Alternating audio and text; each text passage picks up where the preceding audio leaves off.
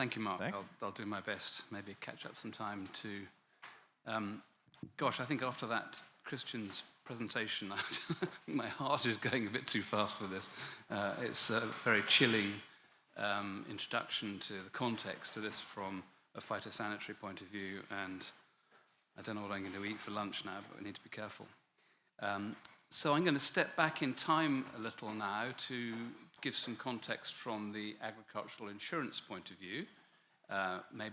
Hopefully that'll be a little instructive in setting the scene for what we're about to talk about and the role of insurance, what is possible, what is not possible, and so on. How do I push the button? There we are, that's me.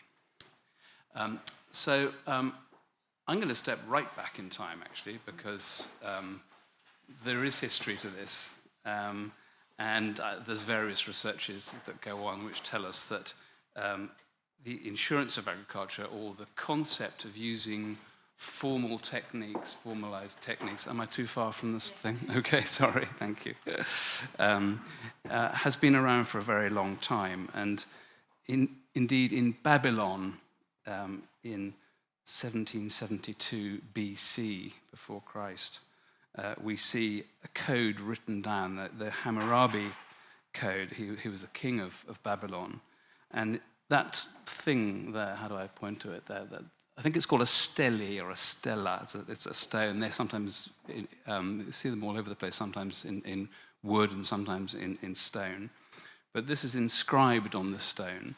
And I'm not necessarily going to read it out to you, but the clause 46 out of the 282 clauses embodied in this legal statute speaks to if a man owes debt and Adad, the god of rain, inundate his field and carry away the produce, or through lack of rain or water, the grain doesn't grow in the field, in that year he shall not make any return of grain to his creditor. He shall alter his contract tablet, and he shall not pay interest for that year. So there is embodied a sort of concept of debt forgiveness as a result of a natural peril, rainfall peril in this particular case. So, actually, I think the maths is wrong. It's more than 379 years ago, but a long time ago, there was the concept of providing security and protection for farmers following adverse conditions. So how have we been doing since then? What's been going on? Actually, we see a more modern form of crop insurance creeping through the ages. Actually, the same sort of story exists in ancient Egypt, in ancient Greece, same sort of concept of mutualizing losses between those that suffer and those that do not. But I think bringing ourselves up to a more relevant period, the modern day, we see the introduction of crop insurance. Oh, thank you. Wish I could read it. Thank you very much. The introduction of crop hail insurance and the formation of crop mutuals in Europe, here in France, of course, in Germany, and elsewhere. So for 200 years ago, the sort of formalization of crop insurance has been in existence and forms the basis of really everything we see and we recognize today. But perhaps for a long time, not until 1938, when in the United States the Federal Crop Insurance Corporation was formed. I'm not going to spend a lot of time in this presentation talking about what they do, because Antoine is going to talk about that in more detail later today.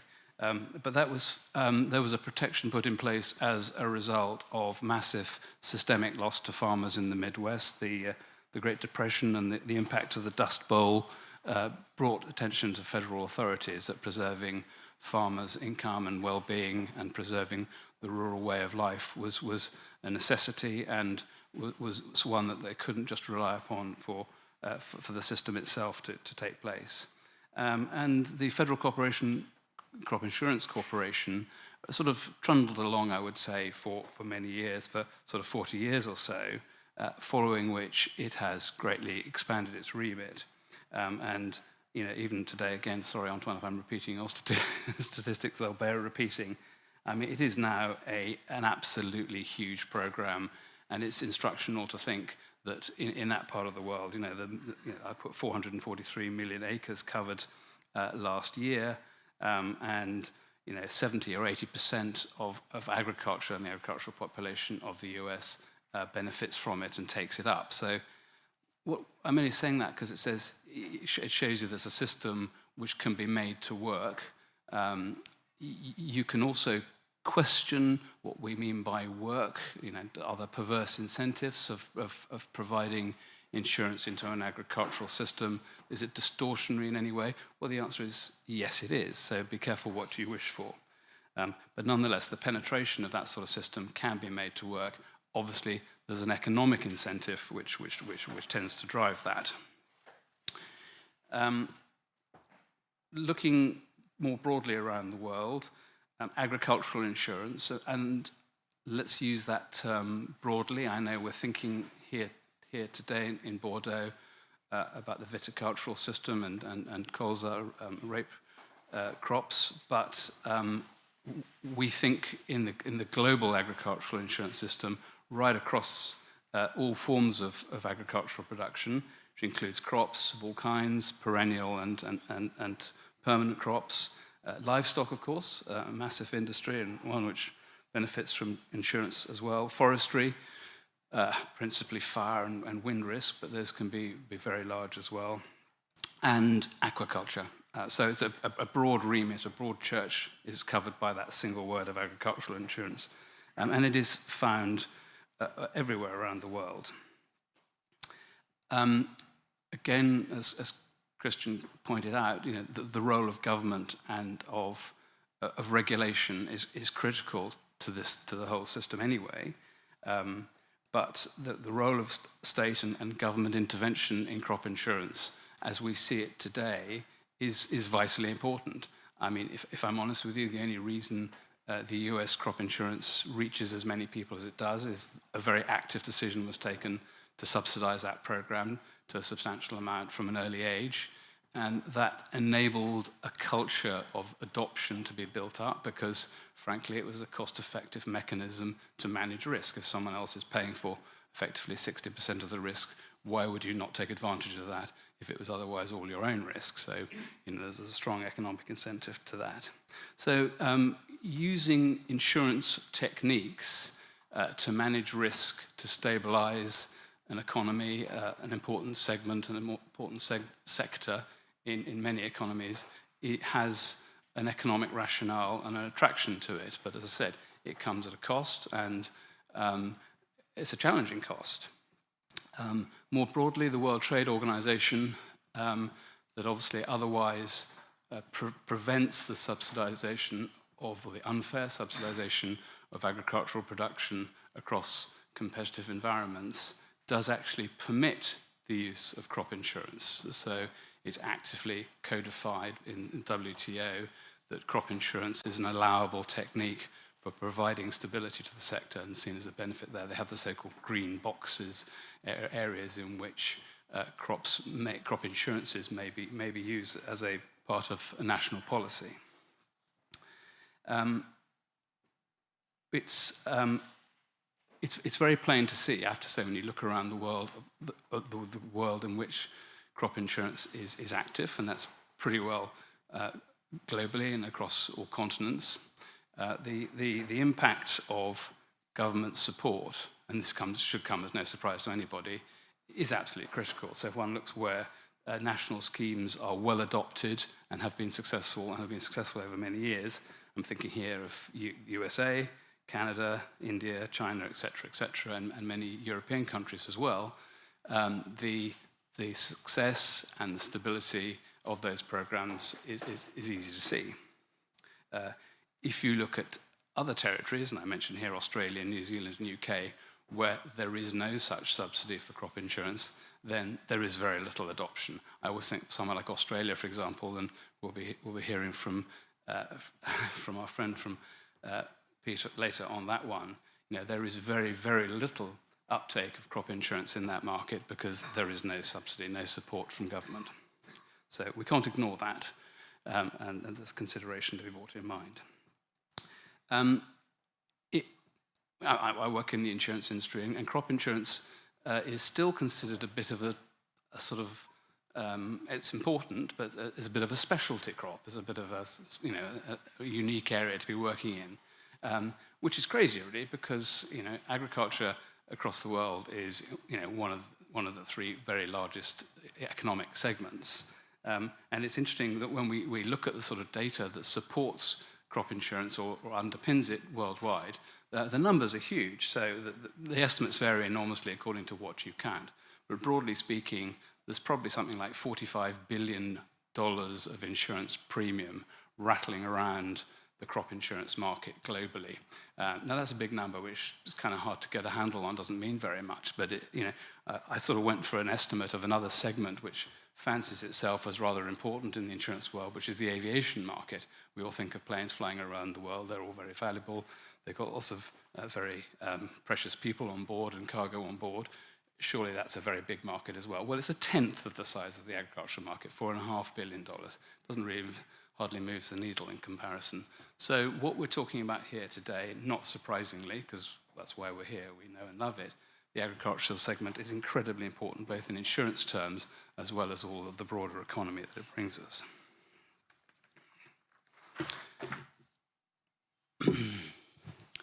Does it work?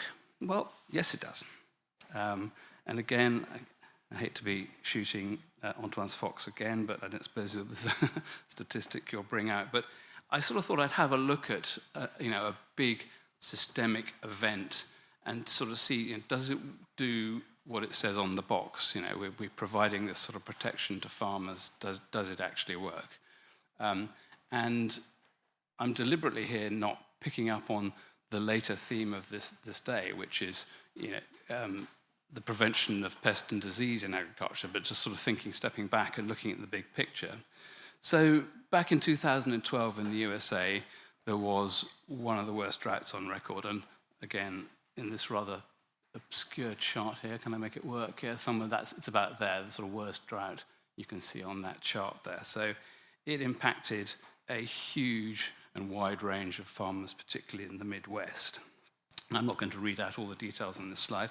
And Mark, am I assuming, will these slides be circulated amongst everybody? Yes. So we don't need to take notes or photographs or things like that.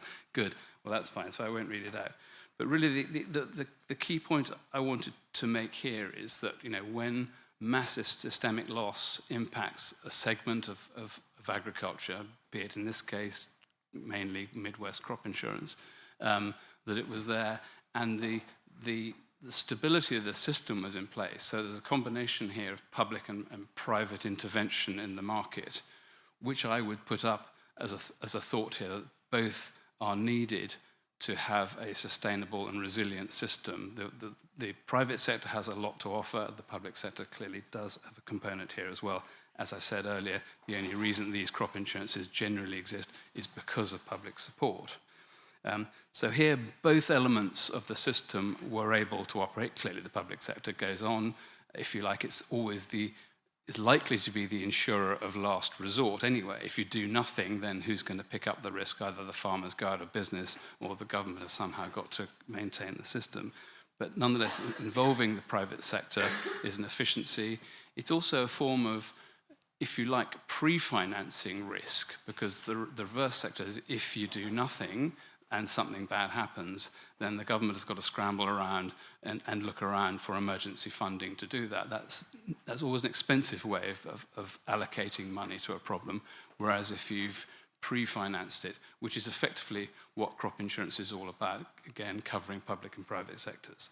And in this particular case, it paid off. There was actually, the concluding remark there was basically no political pressure from farmers to provide further assistance following that extreme event. Now, that is never the case in societies where there are no such pre-planned events. If something bad happens, we all know the noise that quite properly farmers and producers need to make to guarantee the stability of their business. So there are many, many examples one could go for, but I think to answer the question is, can agricultural insurance be supportive? Can it work? I think there's enough evidence of events of this kind to lead us to believe that it probably can.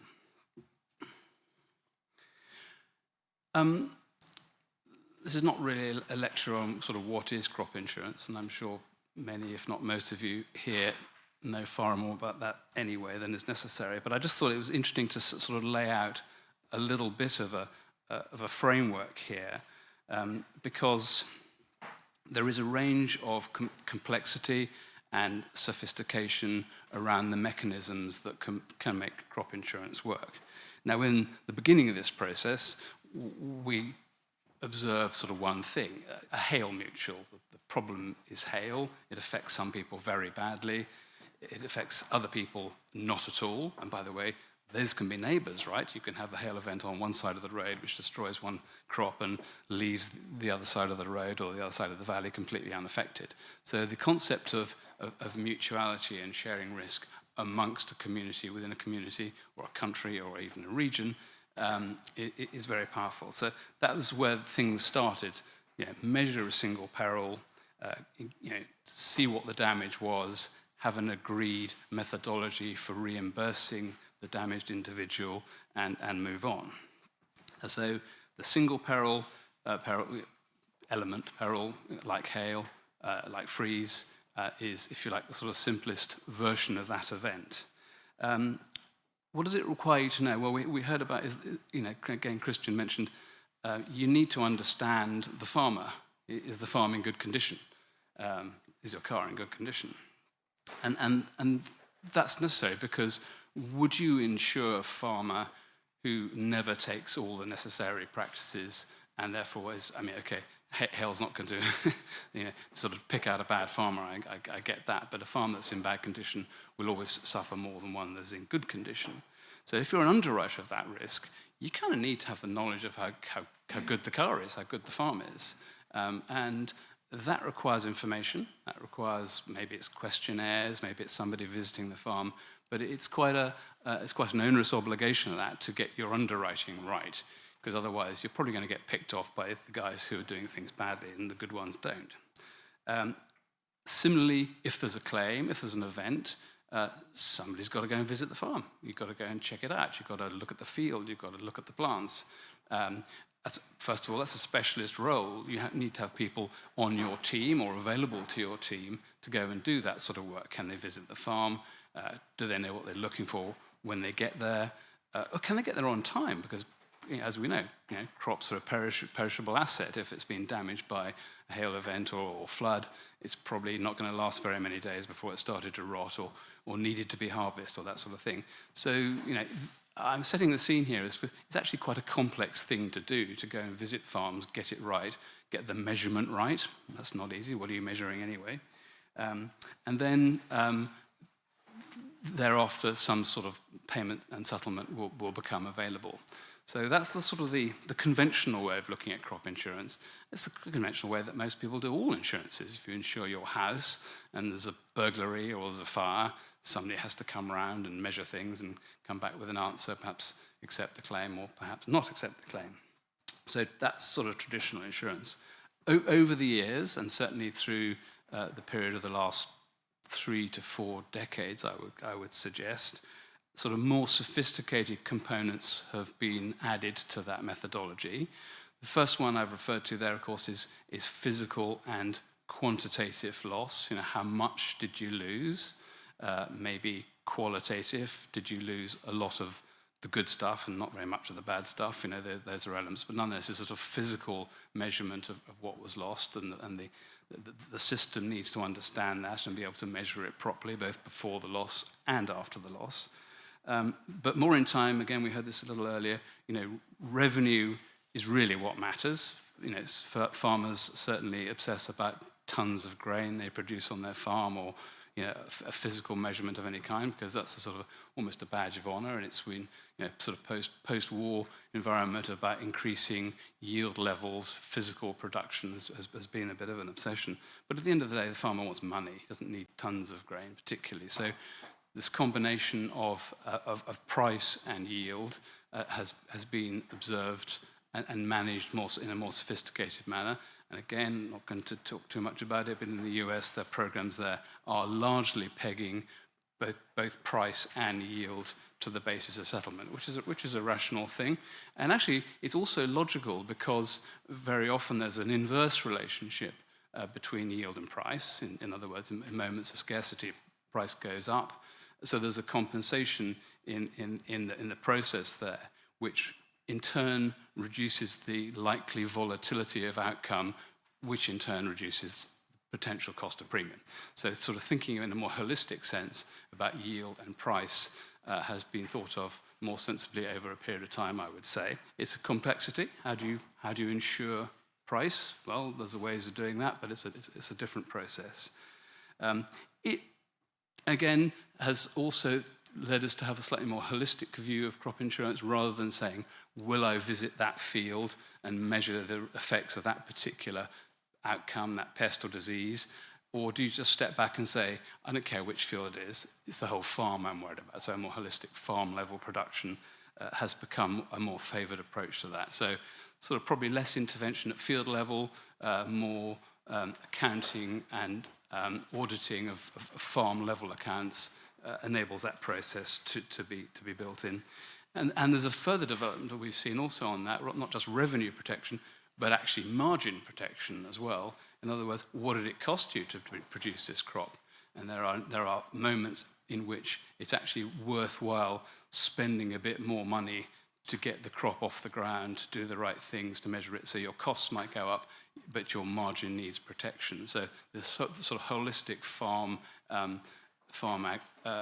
economic approach is something that insurers can and do think about. Nonetheless, all of these do require quite a high level of sophistication of the process to enable that to work. Probably farm level visits are required, and as I said, to repeat my point earlier, that's a complex and expensive thing to do. If you go visit loads of farms, so that, how many farmers did I say were involved in the American farms? Millions of them.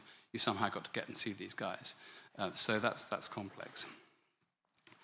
The third alternative I put up here is something which is interesting and I think has direct application to what we're discussing at this workshop over these 2 days, and that is what is generally referred to as index or parametric insurance.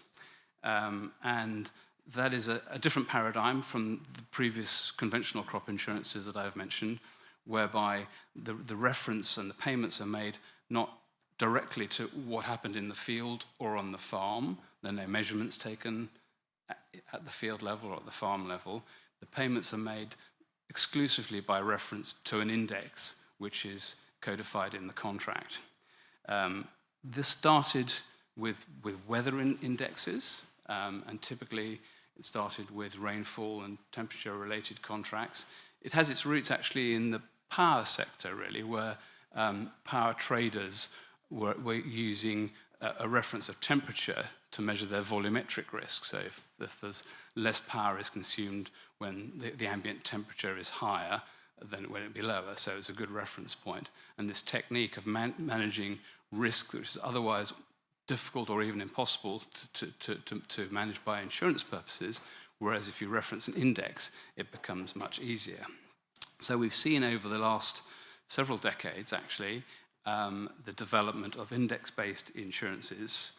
And I'm not going to go into the huge detail on that now, but the point about that is you don't need to visit the farm. You don't need to go anywhere near the farm, in fact, if the data are produced by a reliable system, either in field locations, at instrumentation, weather stations, or by satellite, particularly increasingly nowadays, more by satellite, then all the information you need to reference that contract comes in automatically.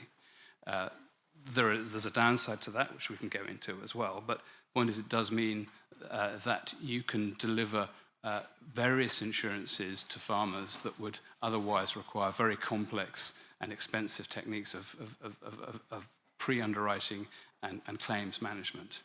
And we see, I'm just slightly broadening the focus here, but right now there are drought insurances in place in remote African countries, for example, which would never ever be able to benefit from that sort of insurance. They can be delivered very, very simply online, using mobile banking, for example.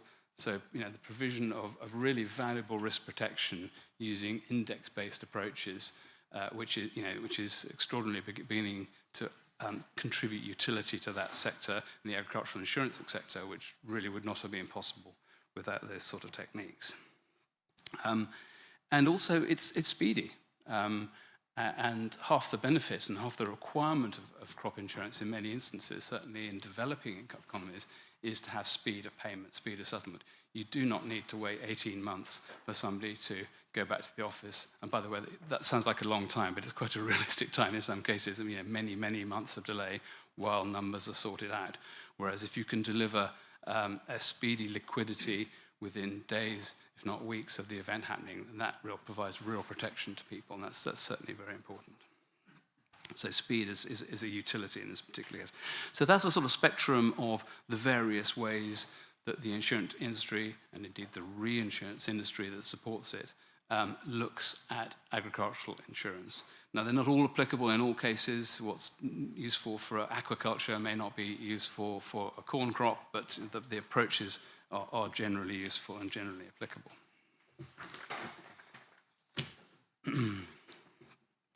So, just narrowing down a wee bit on phytosanitary risks, pests and diseases, and I said Insurance 101.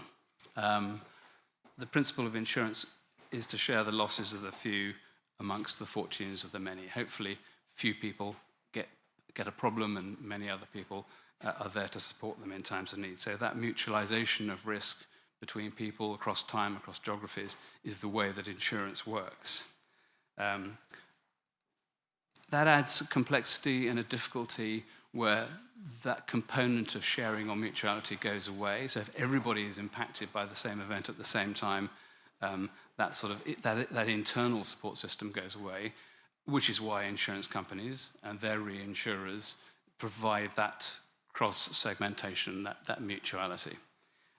But certainly, if there is a systemic component where everybody is deliberately insuring for the one thing they all know that's going to go wrong, then we have a problem. And again, we heard this from before, it's an obligation, a requirement of insurance generally, that the insured should behave as though he or she was uninsured. So just because you've got a nice insurance policy sitting on your desk doesn't mean to say you should stop doing all the good things that you need to do. So the fundamentals of risk management, absolutely the core of what we're talking about here today, need to remain. Because if you're an insurer and you've taken a rational decision to provide somebody for protection, and then they suddenly start doing something completely different, worse presumably, then that unsettles the whole arrangement, the whole basis of your risk assessment and the correct premium pricing. So that's something that it needs to be an undertaking.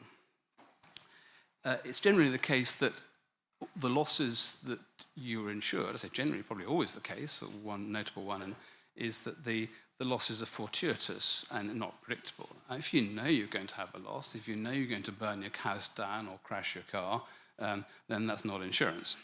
So we have to look at events which may or may not occur. Of course, the notable exception to that is life insurance. That's not a negotiable contract, unfortunately, but there the uncertainty is timing, of course. So these preconditions, if you like, those three components of sharing loss, of maintaining risk management discipline, and ensuring unpredictable and unforeseeable losses remain category. And for that reason, over the time, not since necessarily Hammurabi Code days, but the insurance of pests and diseases has always been considered to be very difficult. Though I wrote the word impossible there and put a line through it, but it's largely is considered a very tough nut to crack. And principally, I think that's being based around the concept of anti-selection. In other words, the very people who think they need pest and disease insurance are probably the only ones who want to buy it. And that distorts the economic model for an insurer, and we've seen that in certain examples.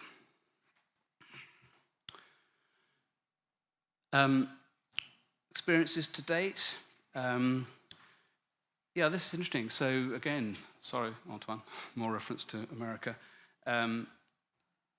Pest and disease coverage is included in the scope of very wide multi-peril programs. And that's not because the rules are being bent or any of the previous assumptions are any different, but actually it's just very much easier to add on components of risk when you've got the vast majority of other uncertainty already covered in your program. So I could give you a bad example, I suppose. You insure your house against fire and burglary and subsidence and flood, and then somebody says, oh, can I also include the loss of my television? And the answer is, yeah, of course. Compared to the rest of it, that's really easy to throw in that additional element of cover. Conversely, if somebody came to you and said, can I just insure the television in my house? You'd probably say, well, no, not really, because you probably want a new one or something. So it's the additionality of risk and the relatively minor impact that makes upon the volatility of the outcome of the program means that including risk into a broader, more bundled approach to risk management makes what might otherwise be difficult or impossible suddenly becomes feasible. And that's to the second point there, really, where pest and disease is a named peril. If it's the only thing you're doing, and again, we see this quite a lot, not just in crop insurance, but very often, for example, in livestock insurance. People come along and say, can I have African swine fever coverage, please? And it's very obvious the only reason anybody wants African swine fever because it's at their door and they're just about to experience it, or there's an import problem or something of that kind. So it's much harder, not to say impossible, to insure just a single disease or pest that might be manifesting itself or might have potential. So for that reason alone, I would say the use or the success of providing pest and disease insurance coverage on its own has been very limited and not successful. And I guess we've heard a little bit about that this morning already. So that adds a challenge as to how a rational insurance company would like to operate in this environment. But there's a new kid in town, and I've referred to it already. And it's parametric insurance. And not to repeat all of that, it's a new way of doing things. It's not novel. It's been around for, like I said, to my certain knowledge from the 1980s. Farmers used this sort of approach to manage their risks against certain perils. Predominantly, it's been used for managing single elemental risks like rainfall or like temperature.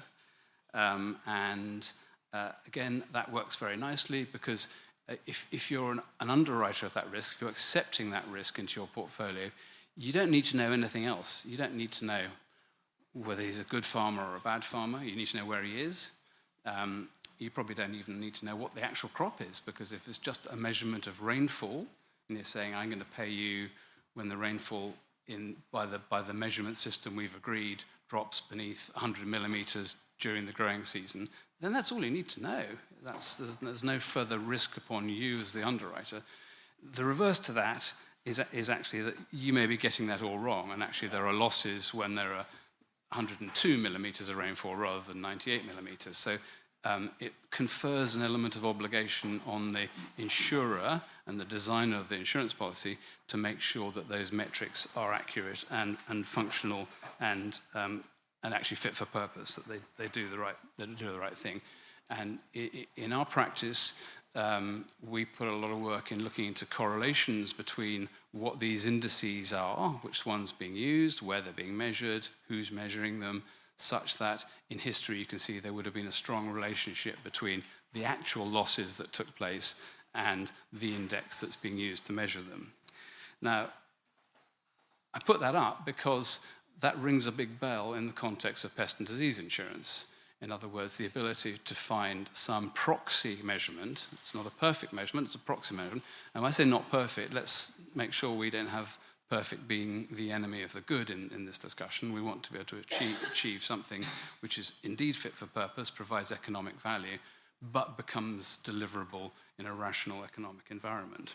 So I'd like to think that some of the discussion here could focus upon how a system such as this, as parametric, and we'll be hearing more about it, certainly from Peter and his example in Australia, is to how an insurance policy can be designed with a referencing index that will then be able to perform speedily and efficiently, and also doesn't confer frictional cost on the system, because if you're insuring too much, actually there's a cost attaching to that. So being quite laser guided in what risks we're focusing on here enables an efficiency and therefore a premium cost efficiency, which will sit within the farm budget. Because time and time again we speak to farmers saying, why are you charging me 5% for this risk? And the answer is, well, because there's a 5% chance of it happening.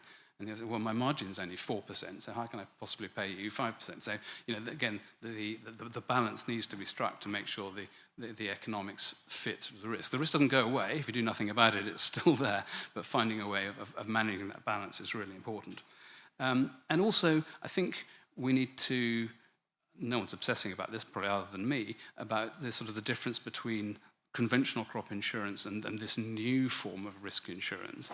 None of it's perfect anyway. I mean, if you buy crop insurance, somebody will find a reason for not paying out something because you didn't close the farm gate or do the spraying on time or something. So it's not sort of comparing perfect with perfect, it's comparing systems which actually deliver what they're supposed to do when they're supposed to do it in an efficient way. So that's that. So I think I've brought us back quite a lot of time, actually. Agriculture insurance around the world and what it can do.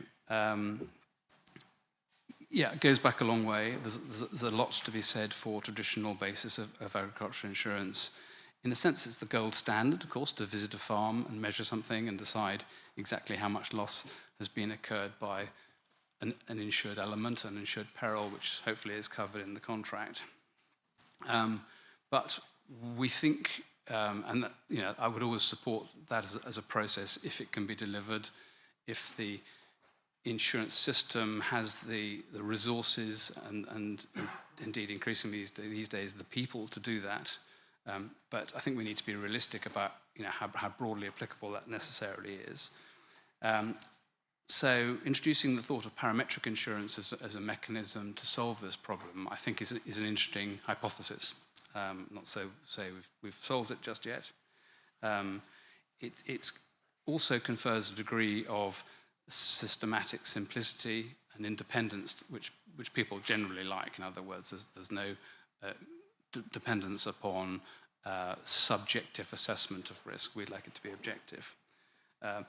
And frankly, anything that opens the door to bring a wider scope of protection sellers into the game is very important. The dependence upon one or a small number of protection sellers, insurance companies in other words, confers volatility to the arrangement, because it only takes one of those to step away from the system and suddenly you're left with the problem. So I think designing a program which has broad scale acceptance because it's simple and understandable enables that market to be much broader and therefore hopefully more efficient and more stable.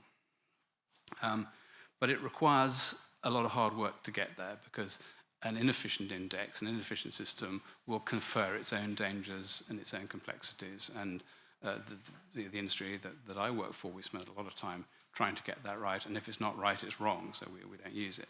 And I do realize that the processes afoot that, the referencing the build-up of downy mildew from year to year are indeed very complex. So therefore, the calibration of the process needs to be very accurate to make it functional. So it's not going to be perfect, but it needs to be good. I think that's probably it.